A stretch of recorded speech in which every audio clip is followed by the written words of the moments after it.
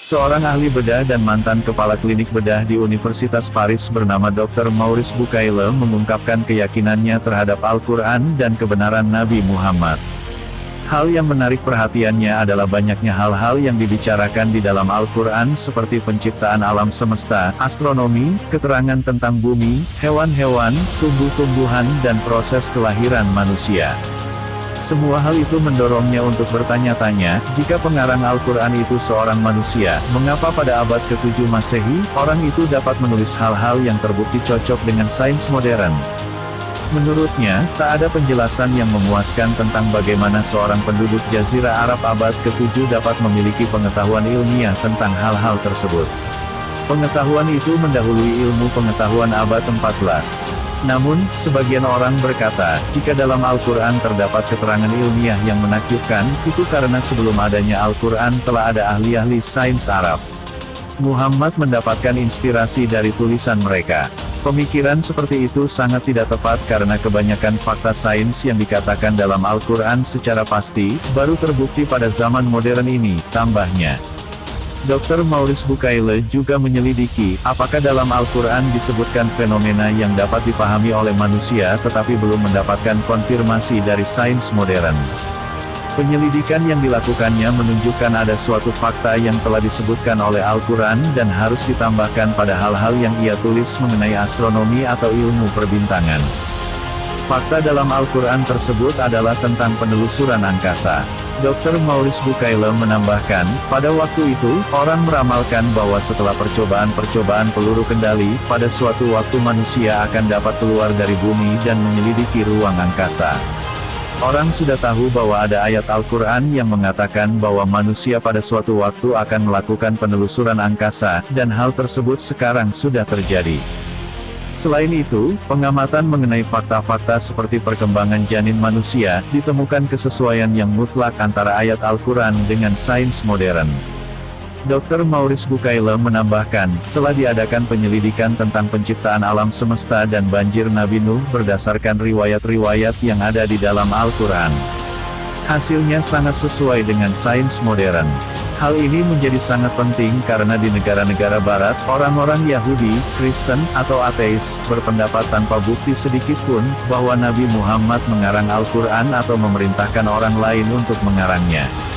Orang-orang mengira bahwa riwayat Al-Quran tentang sejarah agama mengutip dari riwayat-riwayat Perjanjian Baru atau Bible. Sikap semacam itu sama sembrononya dengan sikap orang yang mengatakan bahwa Yesus telah menipu orang-orang pada zamannya dengan mengatakan bahwa ia mendapat inspirasi dari Perjanjian Lama selama ia berdakwah, ungkap Dr. Maurice Bucaille. Begitulah orang-orang menilai Nabi Muhammad di negara-negara barat. Mereka berkata, Nabi Muhammad hanya meniru Bible. Hal ini tentu saja merupakan penilaian yang sangat dangkal dan tidak mempedulikan kenyataan, bahwa Bible dan Al-Quran dapat memberikan versi yang berlainan, tambahnya. Anggapan bahwa Nabi Muhammad adalah pengarang Al-Quran, tidak dapat diterima sama sekali. Tidak mungkin seorang yang tak dapat membaca dan menulis menjadi pengarang nomor satu dalam sastra Arab, dan memberitahukan masalah ilmiah yang tak ada manusia pada waktu itu dapat melakukannya, serta segala keterangannya tak ada satupun yang keliru. Kesimpulan Dr. Maurice Bucaille berdasarkan penelitiannya bahwa tidak masuk akal seseorang yang hidup pada abad ke-7 Masehi dapat melontarkan dalam Al-Quran tentang hal-hal yang bukan merupakan pemikiran manusia pada waktu itu. Dan hal-hal itu cocok dengan apa yang dibuktikan oleh sains beberapa abad kemudian. Baginya, tak ada kemungkinan bahwa Al-Quran itu buatan manusia. Keyakinannya ini berawal dari penelitiannya tentang mumi Fir'aun yang kemudian dikejutkan oleh pernyataan Al-Quran, yang mengungkap hasil temuannya jauh sebelum mumi tersebut ditemukan. Bermula dari sebuah tawaran pemerintah Prancis kepada pemerintah Mesir pada tahun 1975 untuk meneliti, mempelajari, dan menganalisis mumi Fir'aun. Mumi Fir'aun kemudian digotong ke Prancis dan dibawa ke ruang khusus di pusat purbakala Prancis. Penelitian ini dilakukan oleh para ilmuwan terkemuka dan para dokter pakar bedah dan otopsi di Prancis. Pemimpin ahli bedah sekaligus penanggung jawab utama dalam penelitian mumi ini adalah Dr. Maurice Bucaille. Ternyata, hasil akhir yang ia peroleh sangat mengejutkan. Sisa-sisa garam yang melekat pada tubuh sang mumi adalah bukti terbesar bahwa dia telah mati karena tenggelam.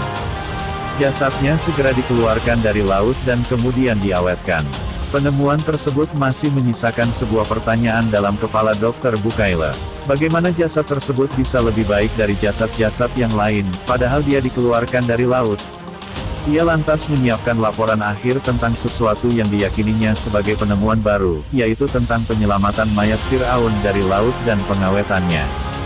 Berkat laporan ini, ia menerima penghargaan dari Akademi Francaise dan Akademi Nationale de Médecine, Prancis.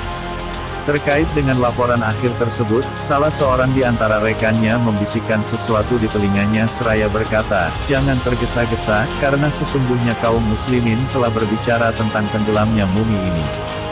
Dr. Bucaille awalnya mengingkari kabar ini dengan keras sekaligus menganggapnya mustahil. Menurutnya, pengungkapan rahasia seperti ini tidak mungkin diketahui kecuali dengan perkembangan ilmu modern, melalui peralatan canggih yang mutakhir dan akurat. Hingga salah seorang di antara mereka berkata bahwa Al-Quran yang diyakini umat Islam telah meriwayatkan kisah tenggelamnya Fir'aun dan kemudian diselamatkan mayatnya. Ungkapan itu makin membingungkan Dr. Bucaille. Bagaimana mungkin hal itu bisa terjadi? Bahkan, mumi tersebut baru ditemukan sekitar tahun 1898 Masehi, sementara Al-Quran telah ada ribuan tahun sebelumnya. Ucapan rekannya masih terngiang-ngiang di benaknya, sementara, dalam kitab suci agama lain, hanya membicarakan tenggelamnya Fir'aun di tengah lautan saat mengejar Nabi Musa, dan tidak membicarakan tentang mayat Fir'aun. Setelah perbaikan terhadap mayat Fir'aun dan pemumiannya, Prancis mengembalikan mumi tersebut ke Mesir. Akan tetapi, tidak ada keputusan yang mengembirakannya. Dari sini kemudian terjadilah perbincangan dengan peneliti dan ilmuwan Muslim. Salah satu di antara ilmuwan Muslim tersebut menjelaskan kepada Dr. Bucaille seraya membuka mushaf Al-Quran dan membacakan firman Allah dalam surat Yunus yang artinya, "Dan kami selamatkan Bani Israel melintasi laut, kemudian Firaun dan bala tentaranya mengikuti mereka untuk menzalimi dan menindas mereka. Sehingga ketika Firaun hampir tenggelam dia berkata, 'Aku percaya bahwa tidak ada Tuhan melainkan Tuhan yang dipercayai oleh Bani Israel, dan aku termasuk orang-orang yang berserah diri. Mengapa baru sekarang kamu beriman, padahal sesungguhnya kamu telah durhaka sejak dahulu, dan kamu termasuk orang yang berbuat kerusakan. Maka pada hari ini kami selamatkan badanmu supaya kamu dapat menjadi pelajaran bagi orang-orang yang datang sesudahmu, dan sesungguhnya kebanyakan dari manusia lengah dari tanda-tanda kekuasaan kami.' Hatinya bergetar mendengar ayat tersebut, dan getaran itu membuatnya berdiri di hadapan orang-orang yang hadir seraya menyeru dengan lantang, 'Sungguh aku masuk Islam dan aku beriman dengan Al-Quran ini.' Sejak memeluk Islam, ia menghabiskan waktunya untuk meneliti tingkat kesesuaian hakikat ilmiah dan penemuan-penemuan modern dengan Al-Quran.